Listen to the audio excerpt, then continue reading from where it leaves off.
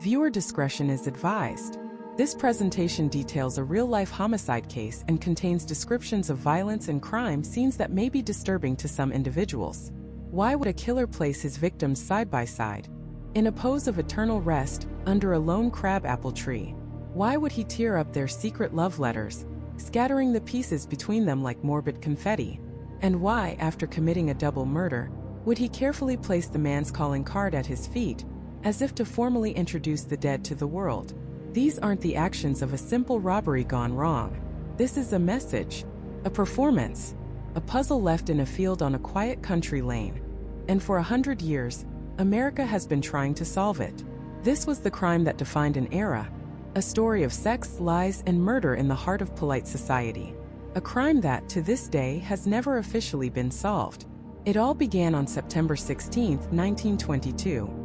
A young couple looking for a private spot to walk cut through a field off DeRussey's Lane in Franklin Township, New Jersey. They weren't looking for trouble, but trouble found them. There, beneath the branches of a single crabapple tree, they saw them. Two bodies lying on their backs perfectly parallel. First they thought they were just sleeping, but the stillness was too deep, the silence too profound. They ran without looking back, too terrified to even report what they had seen. For 2 full days the bodies lay undisturbed, the crime scene known only to a pair of frightened teenagers. Finally, another walker stumbled upon the gruesome tableau and called the police. When authorities arrived, the scene they found was unlike anything they had ever encountered. The man was identified as the Reverend Edward Hall, the 41-year-old rector of the St. John the Evangelist Episcopal Church in nearby New Brunswick. He was a respected figure, a man of God from a good family. He had been shot once in the head. His hat covered his face, and his hand was placed gently on the arm of the woman beside him. She was Eleanor Mills, a 34-year-old housewife and a singer in Reverend Hall's church choir. She had been shot 3 times in the head, but the killer hadn't stopped there.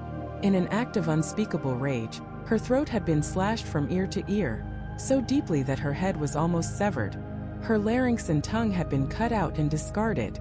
Her hand was placed on the Reverend's knee, a final chilling gesture of intimacy. Between their bodies lay the shredded remnants of their love letters, a testament to a forbidden affair that had just met its brutal end. Both victims were married, but not to each other. The news exploded. A minister and his choir singer found murdered together in a lover's lane. It was the kind of scandal that sold newspapers by the truckload.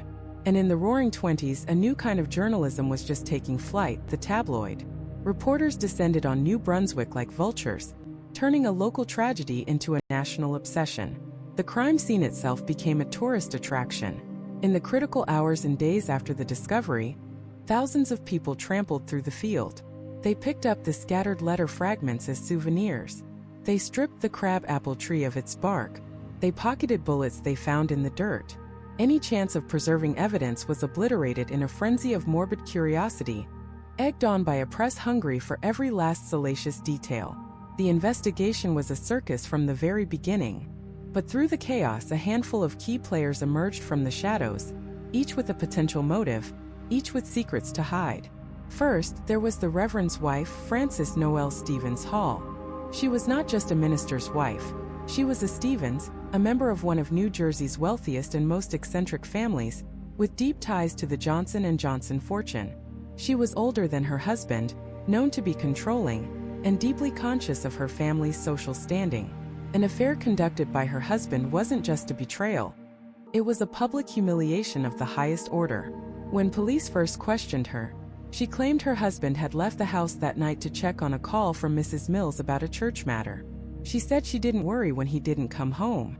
She simply went to bed.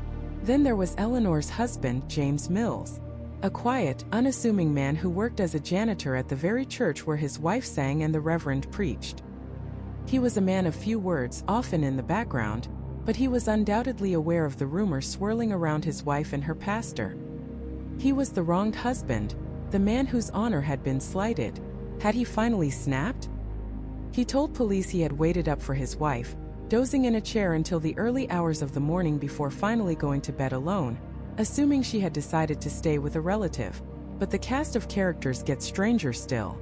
Living with Frances Hall in their opulent New Brunswick mansion were her two brothers, Willie and Henry Stevens. Willie was a recluse, a man of immense physical strength who rarely left the house and was known for his bizarre behavior and childlike demeanor. He was fiercely protective of his sister. Henry was a brilliant but socially awkward firearms expert, a crack shot who spent most of his time tinkering with guns in his workshop. They were the family enforcers, the odd, intimidating figures who lurked in the background of the Halls' troubled marriage. Did they decide to take matters into their own hands to protect their family's name? And finally, there was the mystery witness, the woman who would come to be known only as the Pig Woman. Jane Gibson was a hog farmer who lived in a ramshackle mule shed near the murder scene. She came forward with a wild, almost unbelievable story. She claimed that on the night of the murders, her dog started barking, so she rode her mule, Jenny, down the lane to investigate. There in the moonlight, she said she witnessed it all. She heard arguments, saw the flash of a gun, and recognized the voices of the people involved. Her testimony could either solve the entire case or derail it completely. But was she a credible witness, or a fame-hungry eccentric making it all up? For primary suspects, a secret passionate affair, a crime scene that was both brutal and meticulously staged, and a town, and soon a nation, utterly captivated. This wasn't just a murder. It was a morality play unfolding in real time. The pious minister, the devoted choir singer, the powerful, wealthy wife, and the forgotten husband. Everyone had a role to play. But in this story, the lines between victim and sinner, between justice and revenge, were about to become hopelessly blurred. The police had the bodies, they had the suspects, and they had the motive. But what they didn't have was the murder weapon, or so they thought. The investigation was just beginning, and the first major clue, the one that would point directly at the powerful Stevens family, was about to be found in the most unlikely of places. It was a small, crisp piece of cardstock, placed with an almost deliberate care at the Reverend's feet. An officer, carefully avoiding the trampled mud and leaves, knelt down. On it, in elegant embossed script, were the words, Reverend Edward Hall. It was his own calling card. A calling card in the 1920s was a gentleman's signature, a formal introduction. Leaving one at a crime scene was unheard of. It was either an act of incredible stupidity or a calculated, taunting message. This single piece of paper officially identified one of the victims and, in doing so, blew the case wide open. The man under the crabapple tree wasn't just some anonymous victim of a robbery gone wrong. He was the rector of the St. John the Evangelist Episcopal Church in New Brunswick, a prominent, respected figure in the community. And the woman beside him was Eleanor Mills, a singer in his choir. The news spread like wildfire. This wasn't just a murder. It was a scandal of the highest order. The local police were immediately overwhelmed. The crime scene, de Russey's Lane, became a morbid tourist attraction. Hundreds, then thousands, of people descended on the quiet lovers' lane. They trampled over potential evidence, picked up shell casings as souvenirs, and tore branches from the crabapple tree for mementos. The investigation was a circus from the very first hour. The scene was so contaminated, so utterly compromised, that any physical evidence not found in those first few moments was likely lost forever. In charge of this chaotic mess was the Somerset County prosecutor, Joseph Stricker. He was ambitious, and he knew this case could make or break his career. But as he surveyed the scene, he understood the monumental task ahead. With no murder weapon and a contaminated scene, he had to rely on the one thing that was becoming clearer by the minute, the motive. And to understand the motive, you had to understand the people involved. Reverend Edward Hall was 41 years old, a man who, on the surface, had it all. He was handsome, charismatic, and led one of the most affluent congregations in New Jersey. But his life was built on a foundation not of love, but of legacy. He was married to Frances Noel Stevens Hall, a woman 7 years his senior. Their marriage wasn't a romance, it was a merger. Frances was an heiress, a member of the incredibly wealthy and powerful Stevens family, whose fortune was tied to the Johnson & Johnson Company. She was formidable, intelligent, and deeply devoted to her family's social standing. She and Edward lived in a mansion at 23 Nickel Avenue, but they lived separate lives. They hadn't shared a bedroom in years. Edward's world was one of public piety and private loneliness. And into that loneliness walked Eleanor Mills. At 34, Eleanor was vibrant and full of life, a stark contrast to the formal, rigid world of Frances Hall. She was married to James Mills, the quiet, unassuming sexton at St. John's Church, the man who literally kept the church running, ringing its bells and tending its grounds. James was a simple, devoted husband, but he was also described as dull and uninspired. Eleanor felt trapped. She had a passion for music, a desire for something more than her small house and her quiet life.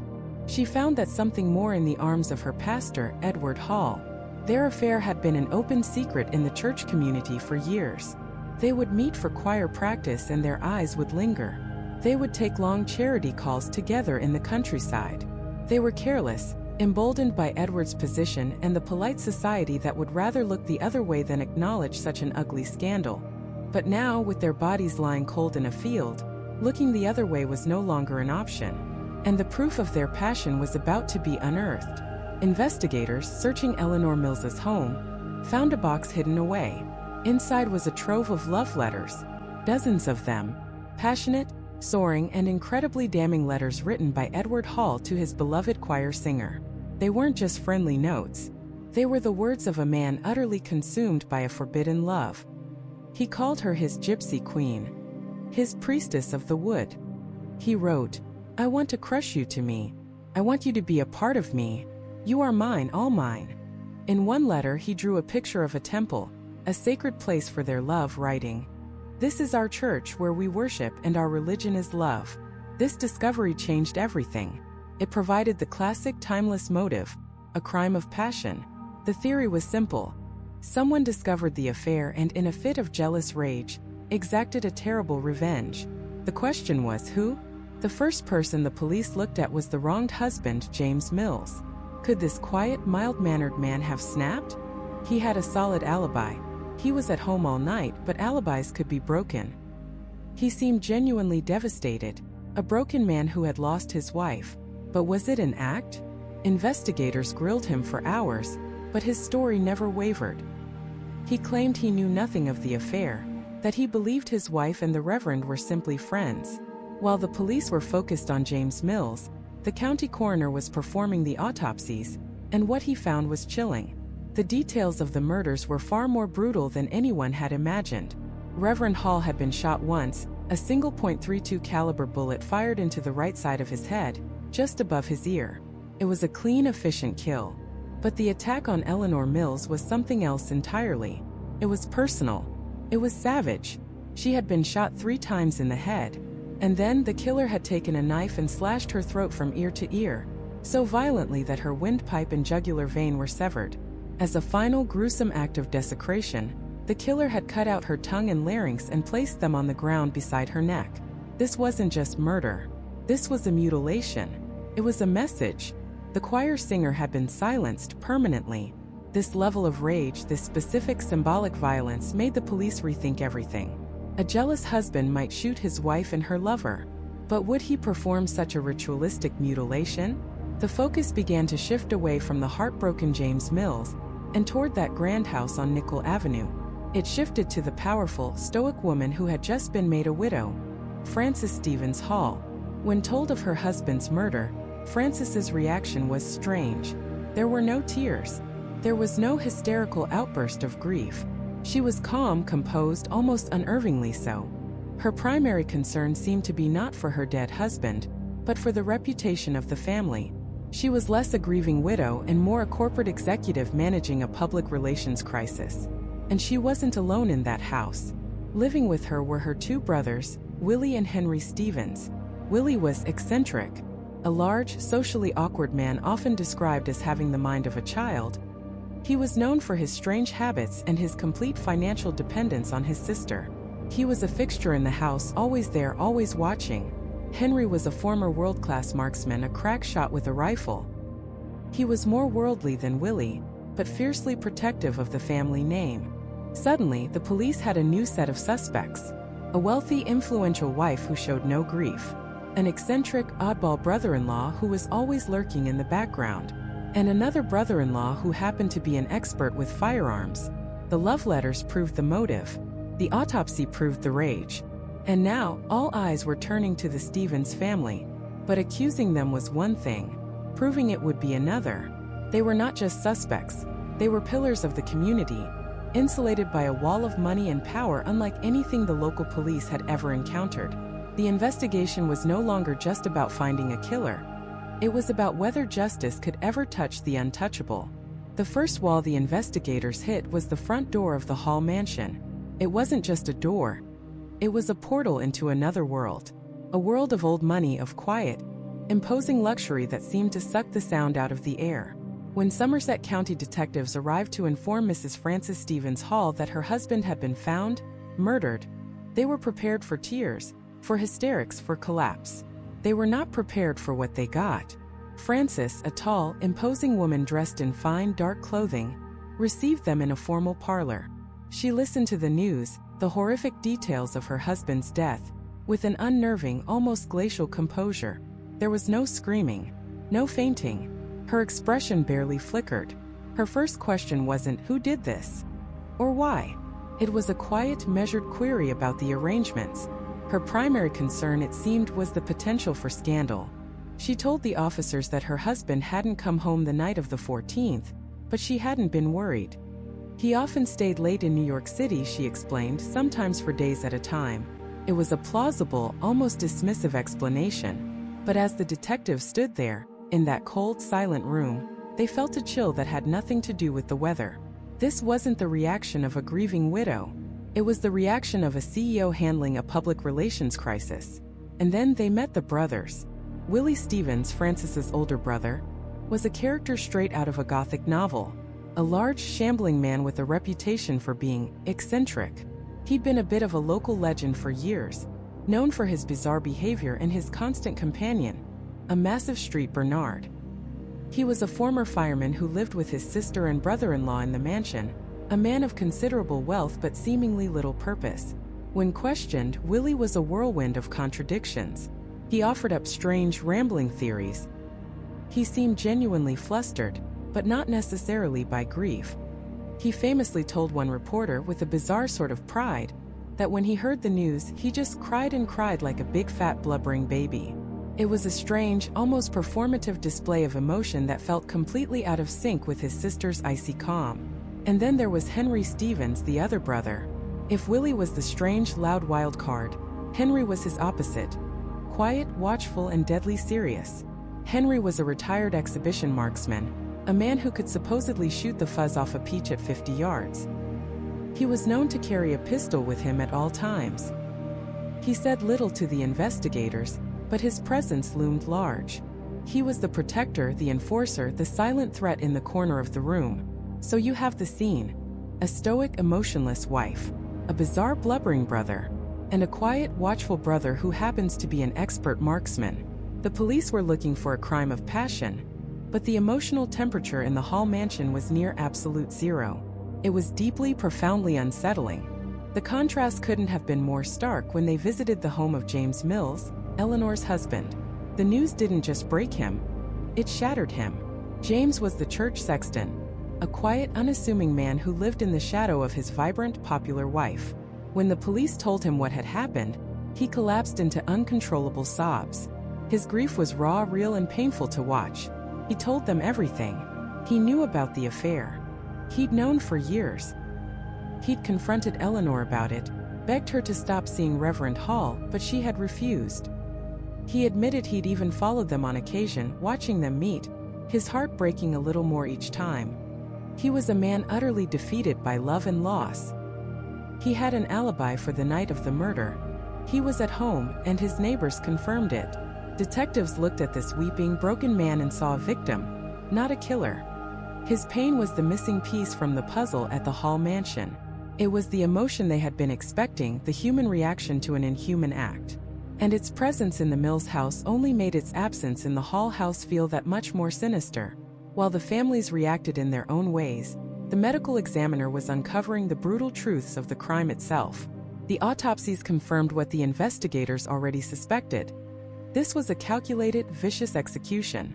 Reverend Hall had been shot once, a .32 caliber bullet entering behind his right ear.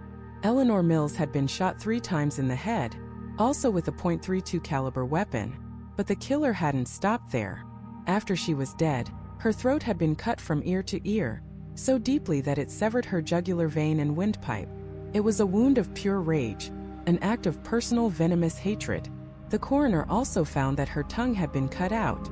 In some early reports, this detail was latched onto as a symbolic act, punishing the choir singer for her silver tongue, for the sweet words she used to lure the reverend away. The placement of the love letters between the bodies now seemed even more significant. It wasn't just a calling card, it was a message. A brutal public statement about adultery and its consequences. This wasn't a robbery gone wrong. This wasn't a random act of violence. This was an assassination fueled by a white-hot fury. The police had a weapon, a .32 caliber pistol. They had a motive, jealousy and rage over a long-running affair. And they had a set of powerful, wealthy, and bizarrely behaving suspects who seemed to have ice water running through their veins. The problem was, they had no physical evidence linking the Halls or the Stevens brothers to the crime scene. No murder weapon. No bloody clothes. No fingerprints. De Russey's Lane was a lover's lane, a public place. Anyone could have been there. The family's wealth and influence allowed them to immediately hire the best lawyers in the state. These lawyers advised them to say nothing more to the police. The wall of silence went up, thick and impenetrable. The investigation stalled almost as soon as it began. The local police were outmatched and outmaneuvered. It seemed the untouchable might just get away with it. But they hadn't counted on the pig woman. Her name was Jane Gibson. She lived with her son in a ramshackle farmhouse that bordered the field where the bodies were found. Her farm was little more than a collection of sheds and a mule-powered corn mill, and she earned a meager living raising hogs. To the wealthy residents of New Brunswick, she was practically invisible, a piece of the rural scenery you drove past without a second thought. She was uneducated, rough around the edges, and known for being eccentric and defensive. She was, in every way, the polar opposite of the polished, powerful Stevens family, and she was about to become the most important person in the entire case. In the days after the murders, as the police investigation was hitting a brick wall, Jane Gibson came forward with a story. A story so incredible, so detailed, and so damning that it threatened to tear down that wall of silence brick by brick. She told the police that she hadn't just heard something on the night of September 14th. She hadn't just seen a car drive by. She claimed that, in the dead of night, she had ridden her trusty mule Jenny down to Russey's Lane to investigate a quarrel. And there, under the moonlight, hidden in the brush just feet from the crabapple tree, she had witnessed the entire horrific event unfold. She named names. She described the struggle. She claimed she saw it all. Her story was a bombshell, the kind of break investigators dream of. But it also came from a source that the high-priced defense attorneys would be able to tear to shreds on a witness stand. She was poor. She was uneducated. They would paint her as a liar, a fantasist, a woman desperate for attention and money. The question for the prosecution was simple, but it was a question that would define the entire case. Was the pig woman telling the truth? Was she the key to unlocking the whole conspiracy? Or was she just a crazy lady with a mule and a wild imagination? To the defense attorneys, Jane Gibson wasn't just a witness. She was a golden opportunity.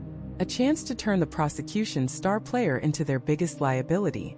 They saw her not as a simple farm woman who stumbled upon a murder, but as a delusional, fame-hungry liar with a flair for the dramatic. And they were about to tear her apart piece by piece, in front of the entire world. The prosecution, led by the ambitious Alexander Simpson, knew the risks. They knew Jane Gibson was eccentric. They knew her story had inconsistencies. But they also believed that somewhere beneath the layers of confusion and fear, she was telling a core, fundamental truth. She was their only eyewitness. Without her, their case against the wealthy and powerful Stevens and Hall families was little more than circumstantial gossip. So they put her on the stand, and the circus officially came to town. The courtroom was a pressure cooker. Reporters from across the country crammed into every available space, their pencils scratching furiously, their flashbulbs popping like miniature lightning strikes. The public, hungry for every salacious detail, lined up for hours hoping to get a seat. And at the center of it all was the pig woman. But she didn't walk to the witness stand. Oh no, that would be far too simple. Jane Gibson was carried into the courtroom on a hospital cot, a nurse by her side, moaning and weak. She claimed she was dying, that her enemies had tried to poison her, that testifying was her final noble act. Was it real? Was she truly at death's door? Or was it the greatest piece of courtroom theater the country had ever seen? The jury and the world watched in stunned silence. Propped up on her pillows, Jane Gibson began to tell her story. Her voice, though weak, carried through the hushed room. She recounted the night of September 14, 1922. She'd been in her shack, she said, when her dog started barking frantically. Annoyed, she went outside to investigate, thinking someone was stealing her corn. She saddled up her mule, Jenny, and rode down the path toward Durussey's Lane. It was there, in the moonlight filtering through the crabapple trees, that she saw them. 4 figures.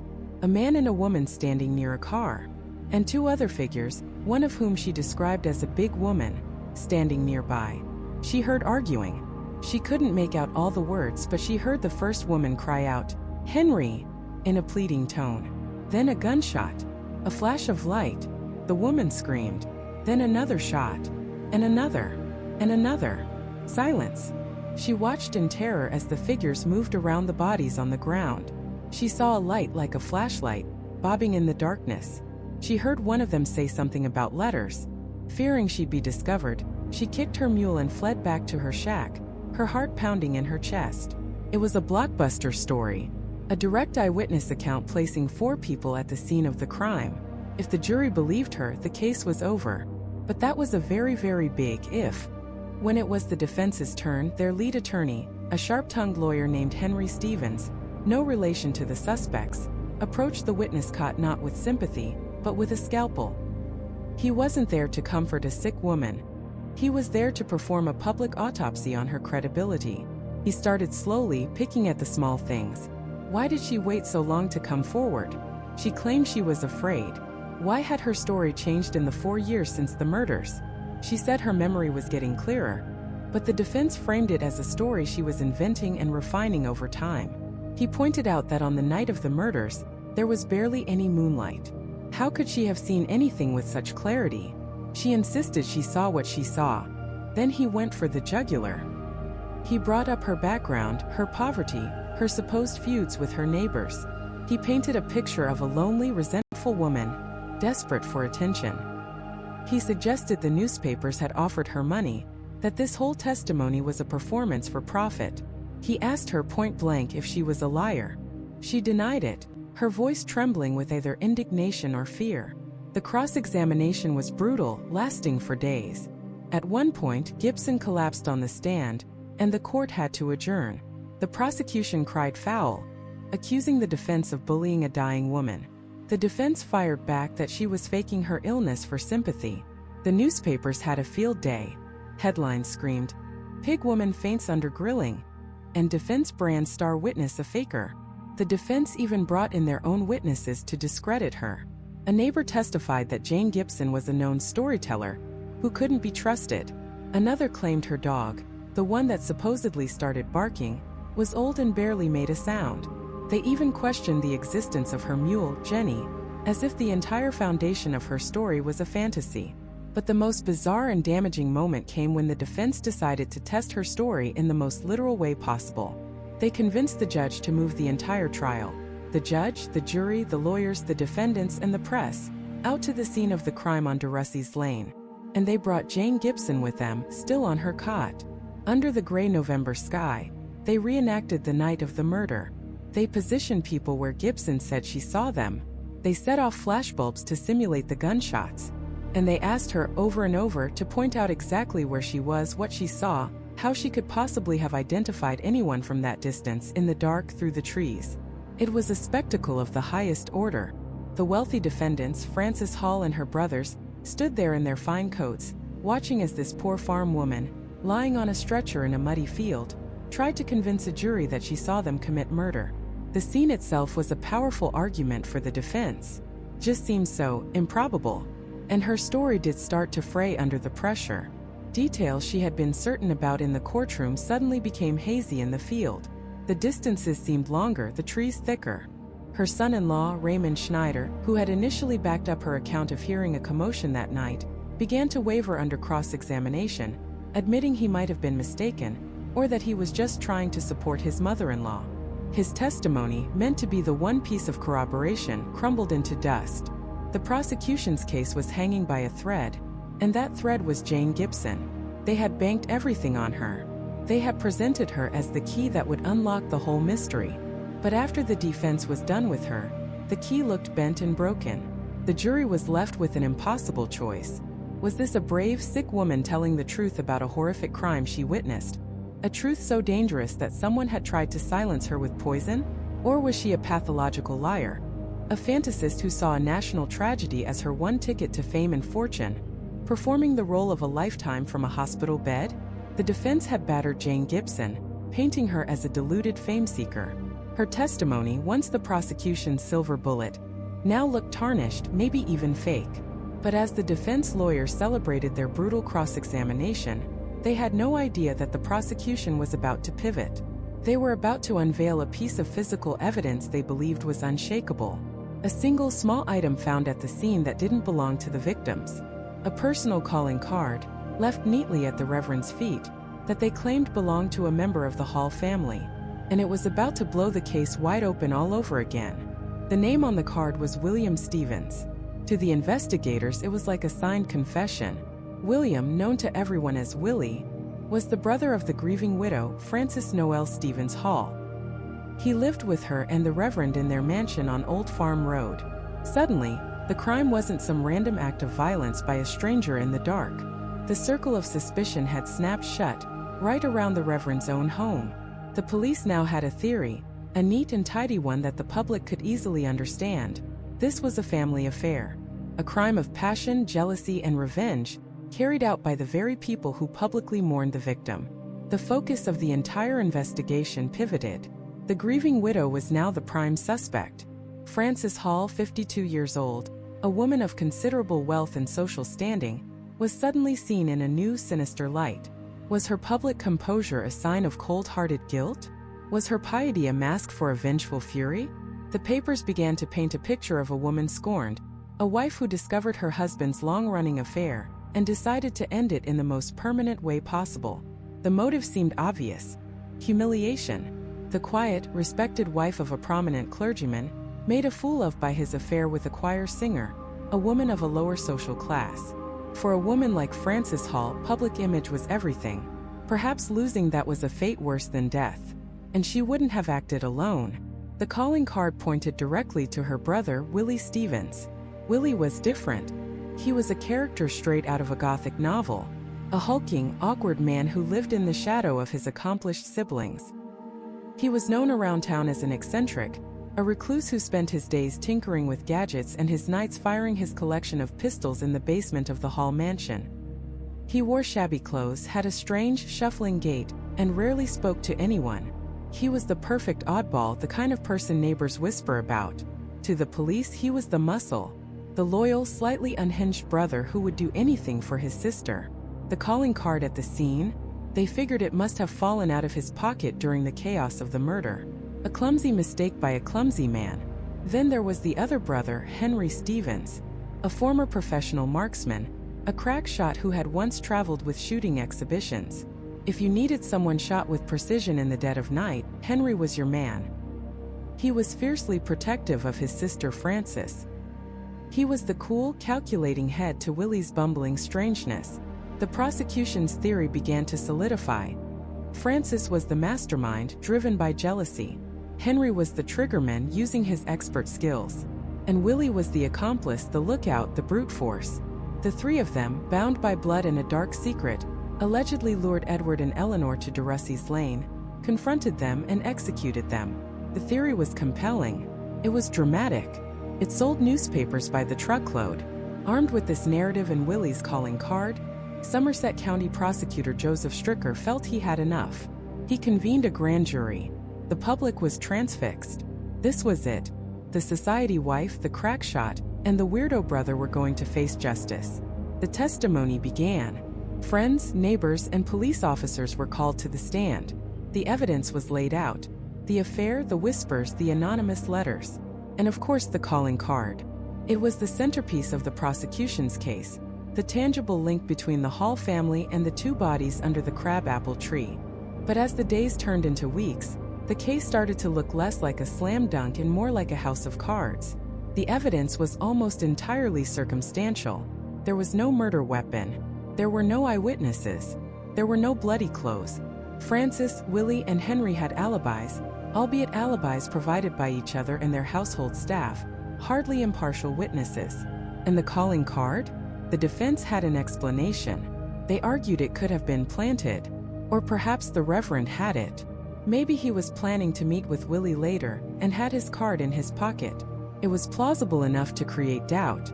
The grand jury deliberated. The entire state of New Jersey, and indeed much of the country, held its breath. And then the decision came down. It was a bombshell. The grand jury refused to indict.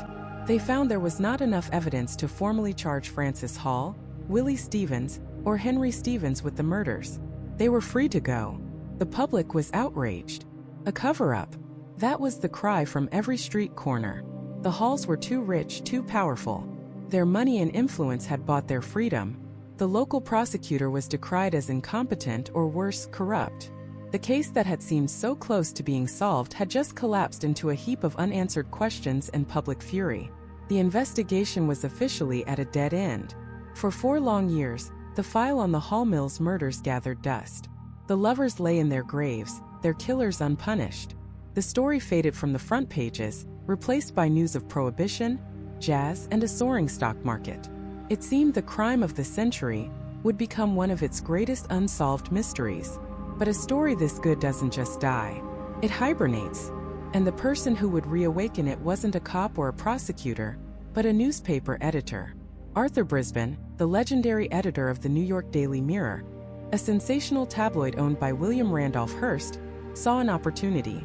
The Mirror was in a circulation war with its rivals, and Brisbane knew that nothing sold papers like a lurid murder mystery, especially one involving sex, religion, and high society. In 1926, 4 years after the murders, Brisbane decided to do what the police couldn't: solve the case himself. He assigned his best investigative reporter, a man named Philip Payne, to the story. Payne was relentless. He moved to New Brunswick, rented a room, and started digging. He re-interviewed everyone, chased down old rumors, and offered a substantial reward for new information. For months he found nothing. The trail was cold, the witnesses silent. It seemed the Mirror's gamble was going to fail. And then he heard a whisper. A rumor about a woman who lived in a shack on the edge of the murder scene. A woman who raised hogs for a living.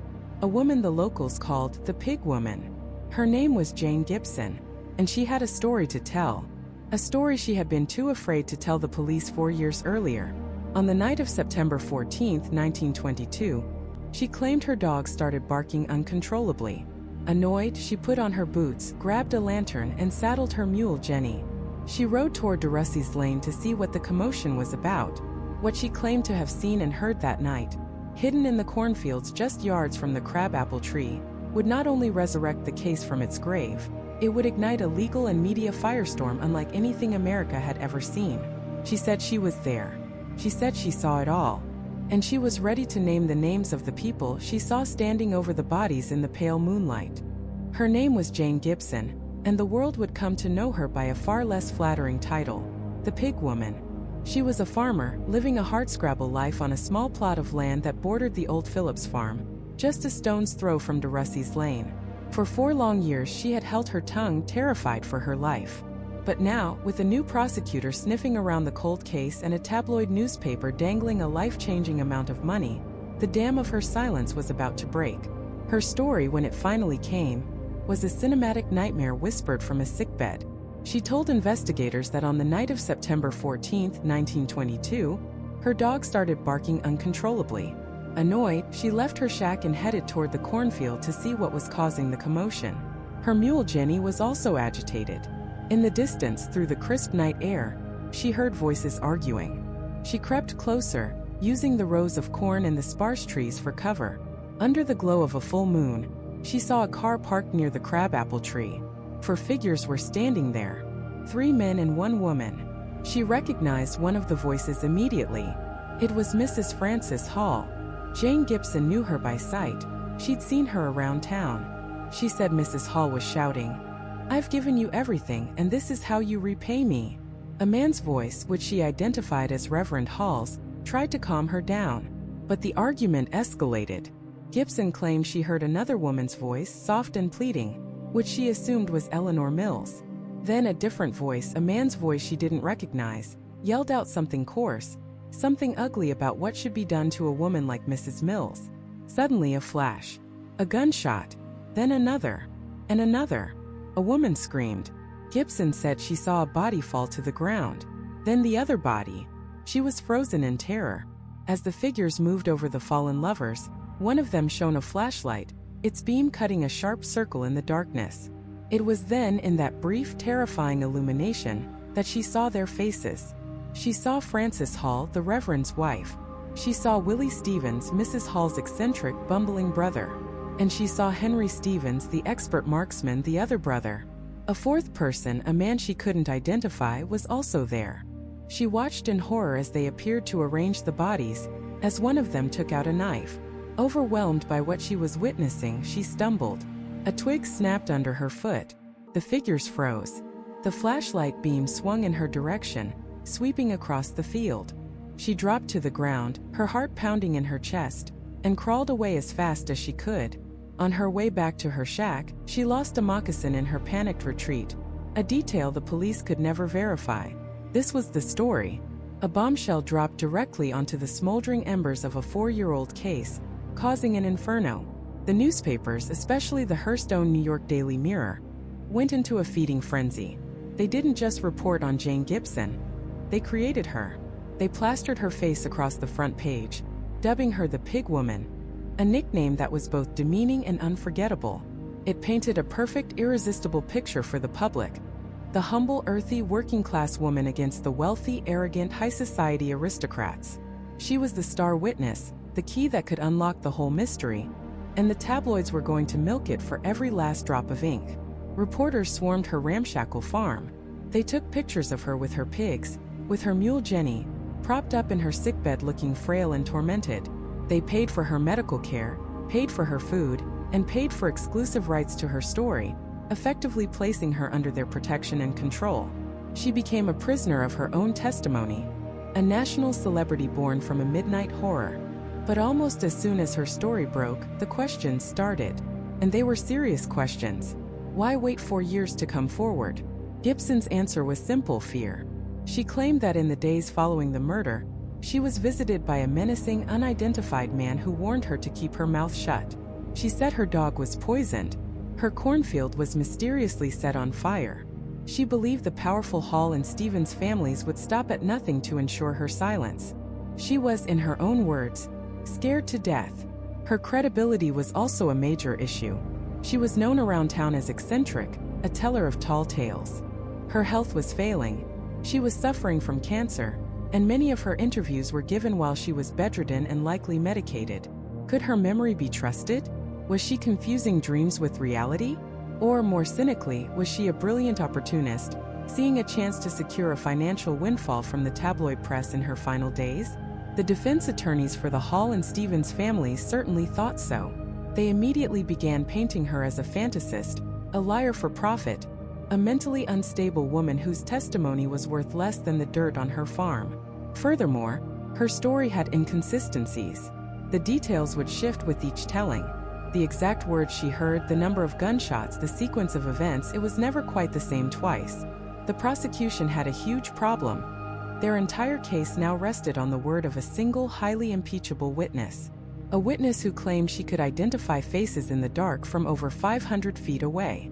A witness whose story was so dramatic, so perfectly cinematic, that it felt to many like something cooked up for a newspaper serial, not a court of law. Despite the glaring problems, the pressure was too immense to ignore. The public was clamoring for justice, whipped into a frenzy by the daily headlines. The Pig Woman story had given the case a momentum it hadn't had since 1922.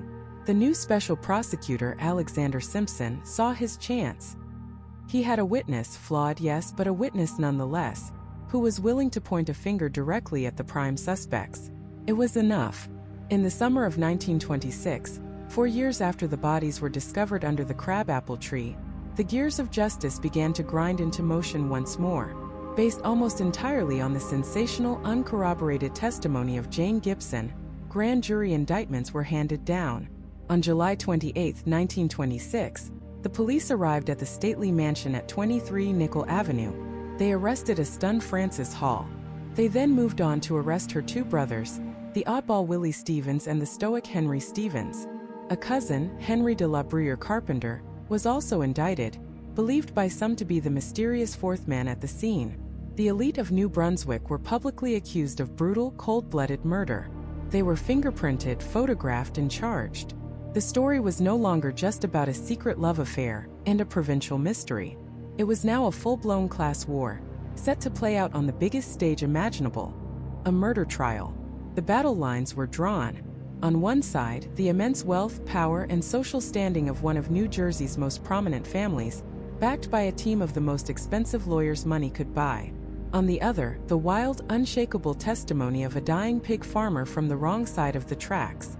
The trial of the century was about to begin, and at its center was a question that would captivate a nation.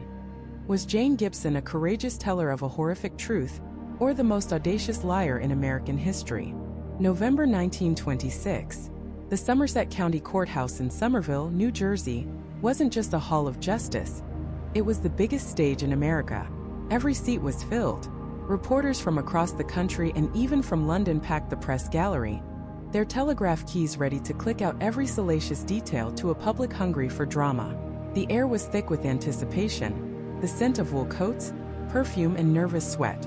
At the defense table sat the accused, the 61-year-old widow, Frances Noel Stevens Hall, dressed in severe black, her face an unreadable mask of aristocratic composure.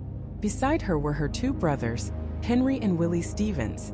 Henry, the expert marksman, stared straight ahead, a look of bored indifference on his face. And then there was Willie, the so-called village idiot, a large, awkward man who seemed more confused than concerned, occasionally fiddling with his collar or staring up at the ceiling. They were the picture of wealth and privilege, about to be judged for a crime of savage primal violence. The prosecution, led by Special Prosecutor Alexander Simpson, began with a thunderous opening statement. He painted a vivid picture for the jury. This was not some random act of violence. This was an execution, born of jealousy and rage. He told the story of a proud, wealthy woman, Mrs. Hall, discovering her husband's long-running, flagrant affair with the choir singer. Simpson argued that on that terrible night, Frances Hall, accompanied by her two brothers, confronted the lovers in their trysting spot. An argument erupted, and in a fit of rage, Henry Stevens, the man who could shoot the eye out of a squirrel at 50 paces, put a bullet in Edward Hall's head. Eleanor Mills, the sole witness, had to be silenced. Simpson claimed they shot her 3 times, slit her throat from ear to ear, and left the bodies arranged in that bizarre, symbolic tableau as a final brutal message. It was a compelling cinematic story, but it was also a story with a gaping hole. He had no murder weapon, no fingerprints, no direct physical evidence tying the accused to the crime scene. All he had, he told the jury, was a witness who had seen it all, a witness who had been too terrified to speak for 4 years, a witness who was about to tell them the truth. And then, the moment the entire country had been waiting for arrived. The courtroom doors swung open, and a hush fell over the crowd. Jane Gibson did not walk to the witness stand. She was carried in on a stretcher, a hospital bed on wheels, propped up by pillows. She was pale and gaunt, her doctors claiming the stress of the trial had triggered a near-fatal relapse of her cancer. It was pure, unadulterated theater, and it was captivating. Here she was, the pig woman, the simple, uneducated farmer, now a frail invalid, brought to court on what could be her deathbed to deliver her testimony. She was sworn in, her hand trembling as she raised it. Prosecutor Simpson approached her gently, his voice soft and reassuring. He asked her to take the jury back to the night of September 14, 1922, and Jane Gibson began to speak. Her voice, though weak, filled the silent courtroom. She told them about her dogs barking, about her mule Jenny, kicking up a fuss in her pen. She'd gone out to investigate, thinking someone was stealing her corn. She walked down the lane toward Durussey's lane, the lover's lane. And that's when she heard them. Voices in the dark. A man and a woman arguing. The woman was pleading, Don't. She heard the name Henry spoken with a distinctive southern accent. Then she heard a moan, a terrible guttural sound, followed by a gunshot. Then another, and another, and another. 4 shots in total. She heard a woman scream, "Oh my! Oh my! Oh my!" and then a cry of "Henry!" Terrified, Jane Gibson said she hid behind a crabapple tree. She saw a car's headlights flash on and off, and in that brief illumination, she saw figures moving in the field. She described seeing a person with a big cap and a long coat, who she identified as Francis Hall. She saw two other men, whom she claimed were Henry and Willie Stevens. She described in chilling detail how they stood over the bodies. She heard one of them say, "I've got a good mind to finish this other one." She testified that she saw one of the figures bend down and make a slashing motion. She couldn't see the knife, but she knew what was happening. Her testimony was a masterpiece of narrative detail. She recalled specific phrases, the tone of voices, the sequence of events with an almost supernatural clarity. For 4 hours, she held the courtroom spellbound. The prosecution rested. They had their smoking gun, and her name was Jane Gibson. Now it was the defense's turn. Robert McCarter, the lead defense attorney, was no gentle soul.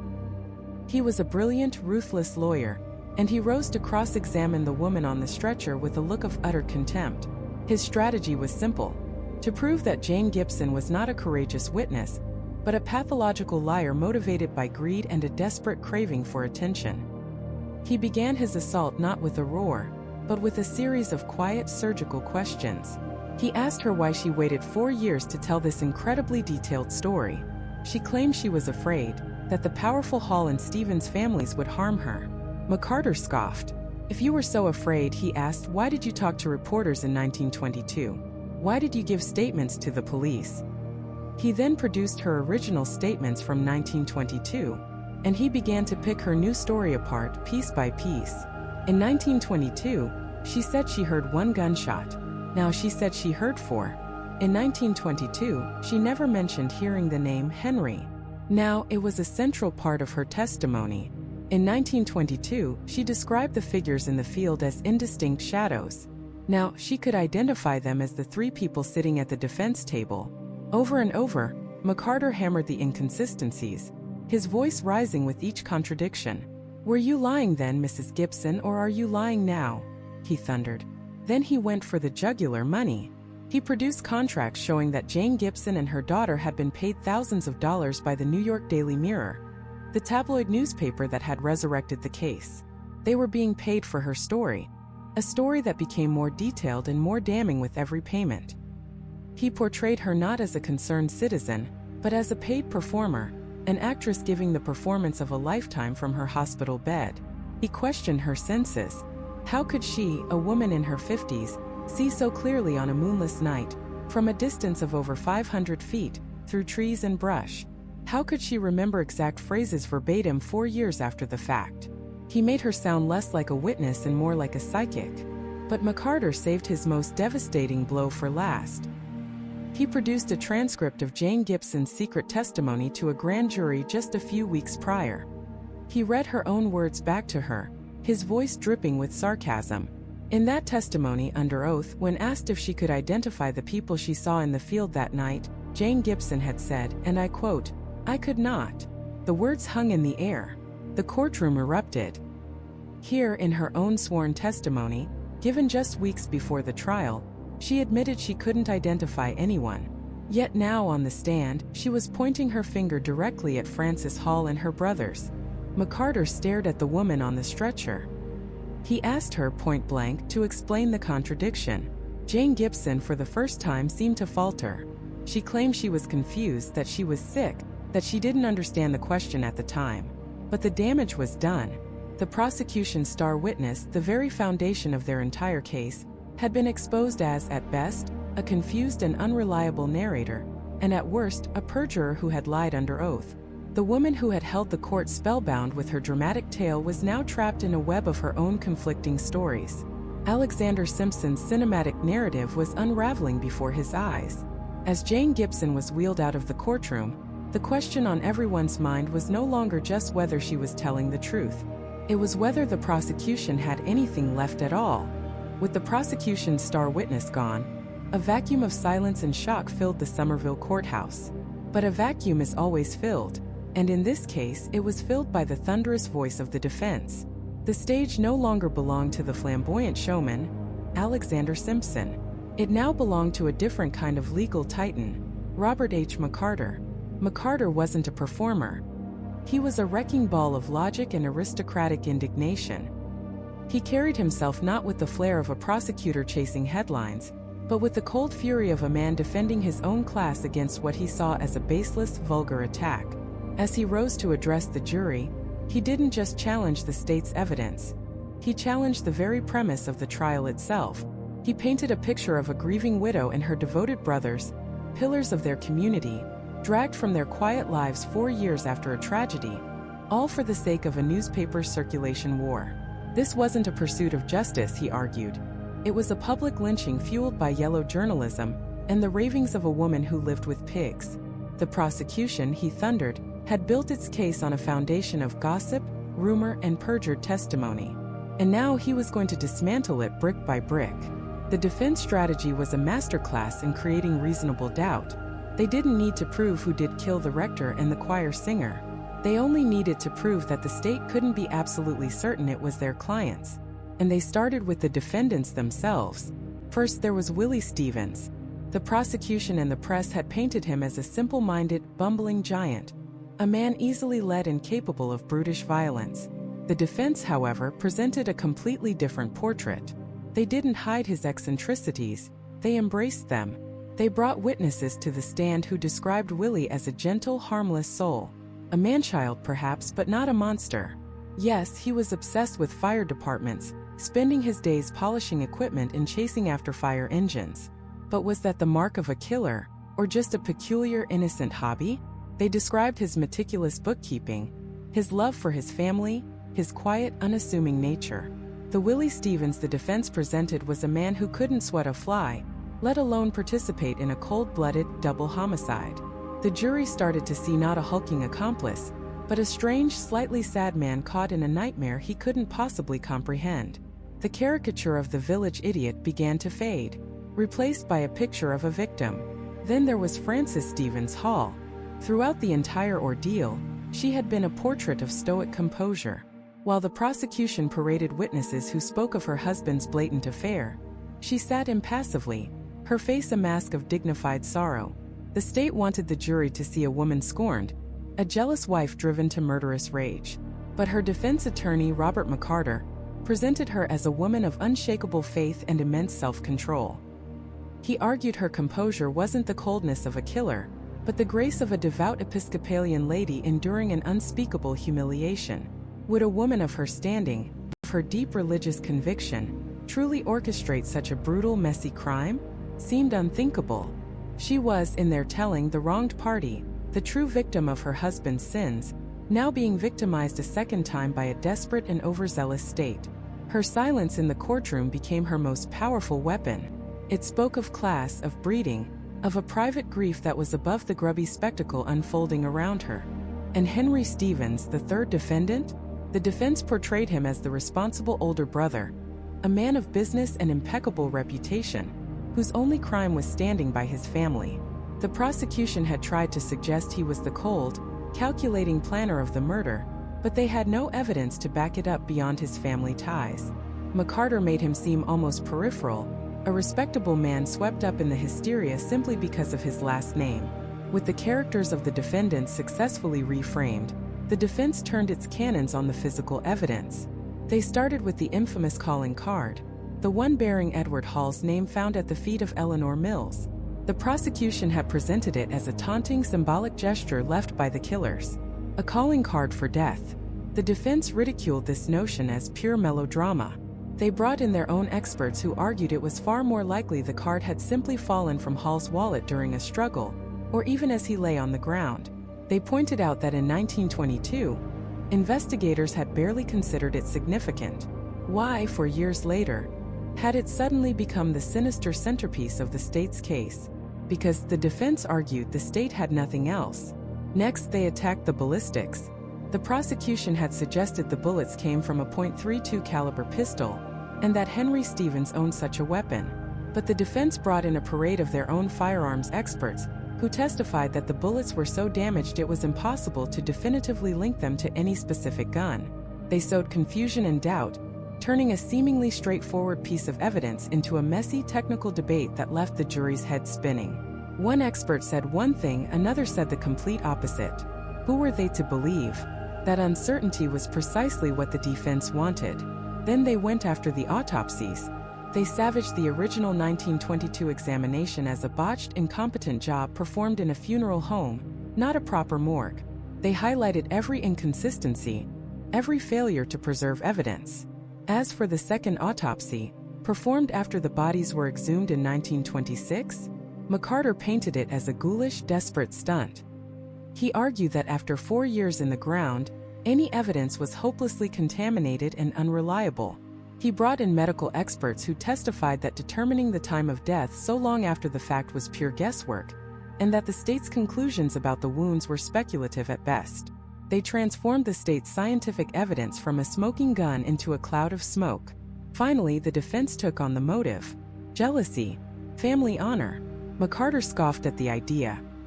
He argued that in their social circle, affairs were unfortunate but not uncommon, handled with quiet discretion, not brutal murder under a crabapple tree. Frances Hall, he reminded the jury, was a woman of means and independence. She was not a desperate, trapped housewife. If she wanted to leave her husband, she could have. The notion that she would instead enlist her 2 brothers to commit such a savage act was, in his words, a monstrous absurdity. Day after day, the defense chipped away at the prosecution's case. They didn't offer an alternative killer. They didn't need to. Their strategy was to create a fog of war in the courtroom. For every expert the prosecution presented, the defense had their own, equally qualified expert to say the exact opposite. For every piece of circumstantial evidence, they offered a dozen plausible, innocent explanations. The narrative of the crime, which Alexander Simpson had tried to make so clear and cinematic, was now a chaotic mess of conflicting testimony and contradictory facts. The jury, once captivated by the prosecution's story, was now lost in a labyrinth of doubt. The momentum had not just shifted, it had completely reversed. The defense rested its case, not with a dramatic flourish, but with the quiet confidence of a team that knew it had turned the state's trial of the century into a shambles.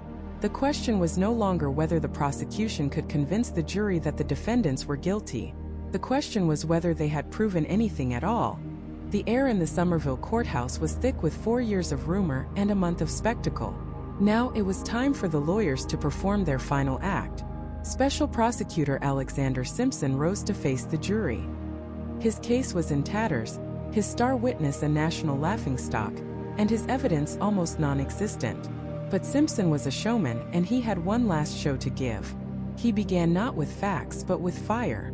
He painted a picture of a small town corrupted by secrets and sin. He spoke of the sanctity of marriage, of a clergyman sworn to God who had betrayed his vows, and of a choir singer who had lured him to his doom. He wasn't just prosecuting a murder, he argued, he was defending morality itself. He paced before the jury box, his voice rising and falling, a preacher in a courtroom. He asked them to look at the defendants, at Mrs. Frances Hall, the wronged wife, a woman of society and means. Why, he thundered, would a woman of her station tolerate such a flagrant, public affair for years? Unless, he suggested, her tolerance had a breaking point, a point where humiliation turned to rage. He pointed to her brothers, Willie and Henry Stevens. He described Willie as the eccentric, unpredictable mad genius, the man who could fix anything, perhaps even a murder scene. He portrayed Henry as the quiet, steady rifleman, the one with the cool head and the steady hand needed to pull a trigger in the dark. Simpson knew his case rested on the pig woman. He couldn't ignore her disastrous testimony, so he tried to rebrand it. He begged the jury to see past her eccentricities, to see the simple, rustic woman who had stumbled upon a terrible secret. He argued that her story, in its raw, unpolished form, had the ring of truth. Why would she lie? What did she have to gain but ridicule and scorn? He claimed her memory lapses and confusion were not signs of a liar, but of a terrified witness, a woman who had seen something so horrific it had scarred her mind. He insisted that her core testimony, that she saw Frances Hall, Willie Stevens, and another man at the scene, had never wavered. He dismissed the defense's experts as hired guns, paid to sow confusion. He mocked the idea that the calling cards were planted. Who would do such a thing, he asked, other than a killer trying to create a false trail? He held up the coroner's report, reminding the jury that Eleanor Mills had her throat cut from ear to ear, that her tongue had been sliced from her mouth. This wasn't a crime of passion, he bellowed, it was an execution. A brutal, calculated act of vengeance. He was selling them a story, a dark fairy tale of high society monsters descending from their mansion on the hill to butcher their victims in a lover's lane. He asked the jury to punish not just the crime, but the arrogance of those who thought their wealth and status placed them above the law. His voice dropped to a conspiratorial whisper. They thought they could get away with it, he hissed. They thought you, the good people of Somerset County, would never dare to convict them, prove them wrong. When Simpson finally sat down, sweat beading on his forehead, the courtroom was silent, captivated by the performance.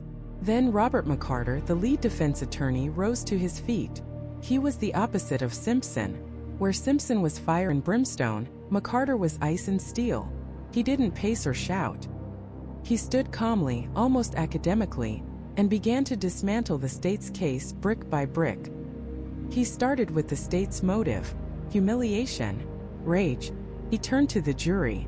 For 4 years, he said, his voice calm and reasonable, the state would have you believe that Mrs. Hall and her brothers planned this savage murder. Yet for those same 4 years, everyone in New Brunswick knew about this affair. The humiliation, if there was any, was old news. Why would they suddenly snap on September 14, 1922? He let the question hang in the air. Then, he turned his attention to the pig woman. He didn't attack Jane Gibson with the same ferocity as his colleague's senator case. He didn't need to. He simply recounted her testimony, laying out the contradictions, the absurdities, the outright impossibilities. He reminded the jury of her mule, her dog, her fantastic journey through the cornfield in the dead of night. He spoke of her changing stories, her claims of hearing conversations from hundreds of feet away, her inability to identify the defendants until her memory was refreshed by the sensationalist New York Daily Mirror. He wasn't angry. He was almost pitiful. He portrayed her not as a liar, but as a deluded woman, her mind poisoned by suggestion and a craving for the spotlight. The state, McCarter said dryly, has not brought you a witness. They have brought you a novelist. He moved on to the physical evidence, or rather, the lack of it. Where, he asked, is the murder weapon? Where are the bloody clothes? Where is a single fingerprint, a single footprint, a single shred of physical evidence to tie these 3 people to this horrific crime? He reminded them that Henry Carpenter, the so-called other man at the scene according to the pig woman, was so obviously uninvolved that the state hadn't even bothered to indict him. He ridiculed the prosecution's timeline, showing how it was physically impossible for the defendants to have been at the crime scene when the state claimed they were. McCarter saved his final, most powerful argument for his clients themselves. He gestured to the defense table. He spoke of Frances Hall's quiet dignity throughout the ordeal. He spoke of Henry Stevens, the decorated war veteran and former fireman, a man known for his quiet integrity. And he spoke of Willie Stevens, the man the press had painted as a bumbling fool. McCarter reframed Willie's eccentricities as the harmless quirks of a man uncomfortable in the spotlight, a man whose primary concerns were his inventions and his family. The state has presented you with a theory, McCarter concluded, his voice resonating with conviction. A wild, improbable theory built on the ramblings of a disturbed woman and fueled by yellow journalism. We have presented you with facts. The fact is, there is no evidence. The fact is, my clients are innocent. The prosecution has not proven them guilty. They have only proven that in the absence of truth, rumor and hysteria will rush to fill the void. Do not let that hysteria convict innocent people. With that, the arguments were over. The fate of the accused now rested with 12 men. Judge Charles Parker turned to the jury. His charge to them was a model of clarity, a final anchor of law in a sea of chaos. He instructed them to disregard anything they had read in the papers or heard outside the courtroom. Their decision, he stressed, must be based solely on the evidence and testimony presented before them. He explained the concept of reasonable doubt, emphasizing that it was not a mere possibility of doubt, but a genuine, substantial uncertainty that would cause a reasonable person to hesitate. He was, in essence, telling them that the state's burden of proof was immense, and if they felt it had not been met, Their duty was clear. Finally, he addressed the defendants one by one. He instructed the jury that they must consider the case against each defendant, Francis Hall, Willie Stevens, and Henry Stevens, separately. A verdict for one did not necessitate the same verdict for the others. At 11:08 a.m. on December 3, 1926, the 12 jurors, all men, all farmers and small businessmen from Somerset County, filed out of the jury box. Their faces were grim, etched with the weight of their responsibility. The courtroom, which had been a hive of activity for a month, fell into a tense, suffocating silence. Francis Hall sat ramrod straight, her expression unreadable. Henry Stevens stared blankly ahead, and Willie Stevens, the supposed village idiot, simply looked tired. He fiddled with a loose thread on his jacket, seemingly oblivious to the fact that his life hung in the balance. The heavy oak door to the jury room clicked shut, and the wait began. Outside, the world held its breath, waiting for the final chapter in the crime of the century. The air in the Somerville courthouse was thick enough to taste a foul cocktail of stale cigar smoke, sweat, and anticipation. For 5 long hours, 12 men held the fate of the Stevens family in their hands.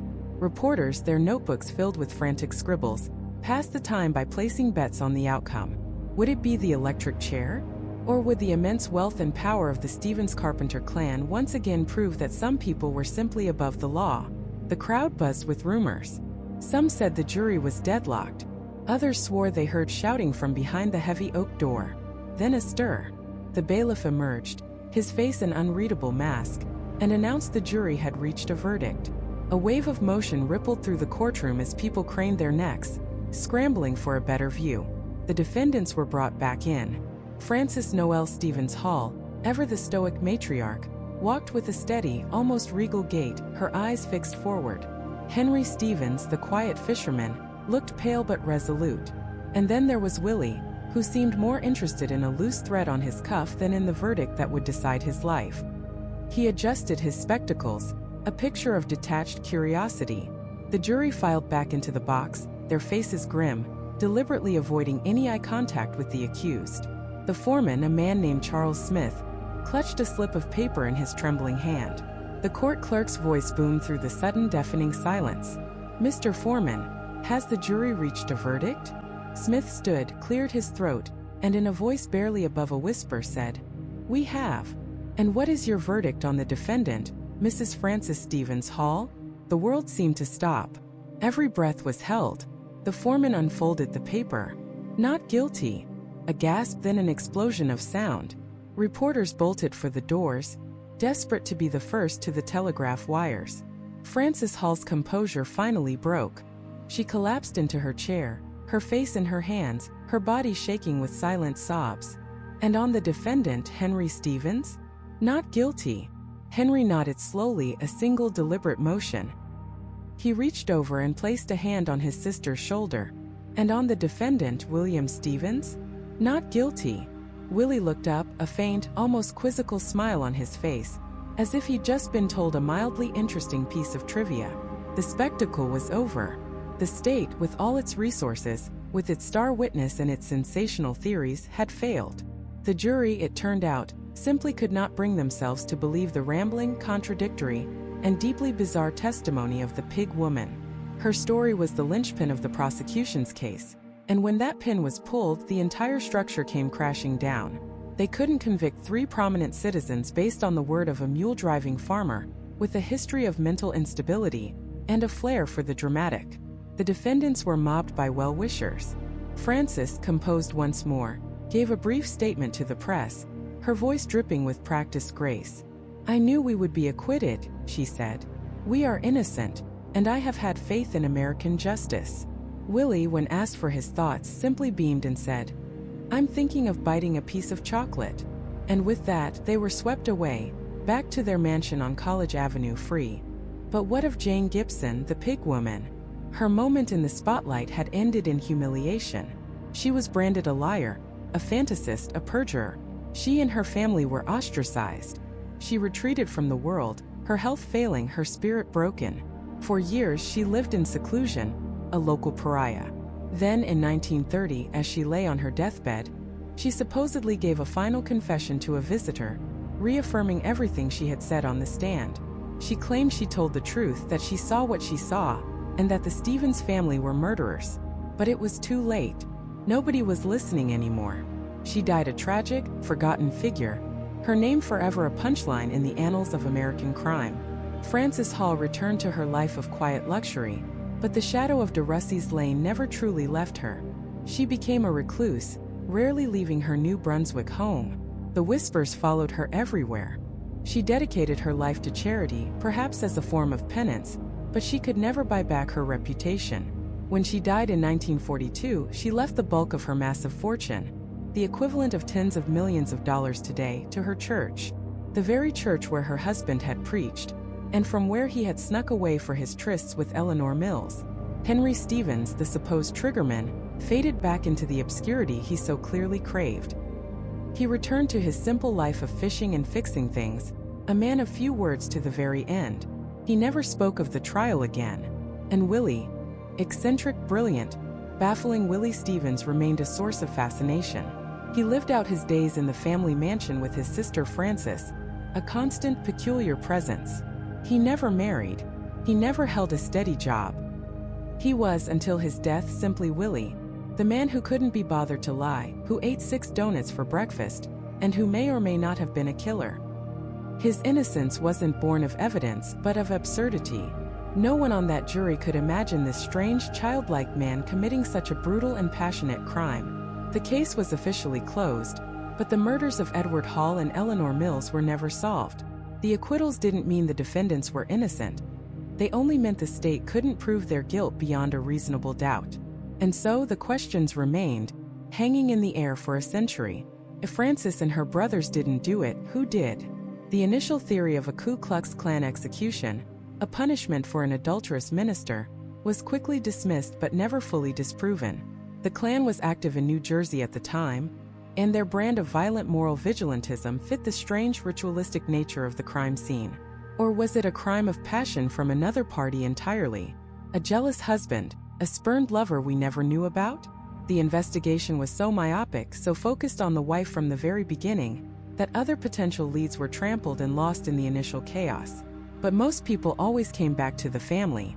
The consensus that formed in the years after the trial was that the family was indeed responsible, but the prosecution simply charged the wrong people or couldn't prove it. The most enduring theory is that Frances Hall was the cold, calculating mastermind. She had the motive: humiliation, betrayal, the threat to her social standing and her inheritance. But she was a woman of her class. She wouldn't have gotten her own hands dirty. She would have hired it done. Or perhaps more likely, she would have relied on family. Many believe that Henry Stevens, the quiet man with the steady hands and unwavering loyalty to his sister, was the one who pulled the trigger. He was the one man who seemed out of place in that family of eccentrics and socialites. He was a man of action, not words. Was he defending his family's honor? Was he cleaning up a mess that threatened to destroy everything they had built? We will never know. His silence was absolute. The Hall Mills murder case became more than just a crime. It became a dark American fable. It was a story about the Roaring Twenties, a decade of excess and hypocrisy, where a man of God could lead a secret life of sin. It was a story about the dawn of modern media, where newspapers could create celebrities out of witnesses and suspects, turning a human tragedy into a national pastime. And most of all, it was a story about the two faces of justice in America, one for the poor and the strange like Jane Gibson, and another for the wealthy and well-connected, like Frances Noel Stevens Hall. The physical evidence that might have told the true story was lost forever. The fingerprints that were never taken. The footprints that were trampled by gawkers. The business card of a Mr. K from New York City that was found at the scene and mysteriously vanished from the evidence room. The truth was a casualty of incompetence and perhaps corruption. Today the crabapple tree is gone. The opulent mansions of New Brunswick have been replaced. But de Russey's Lane is still there. It's a quiet, unassuming path, now part of a larger park.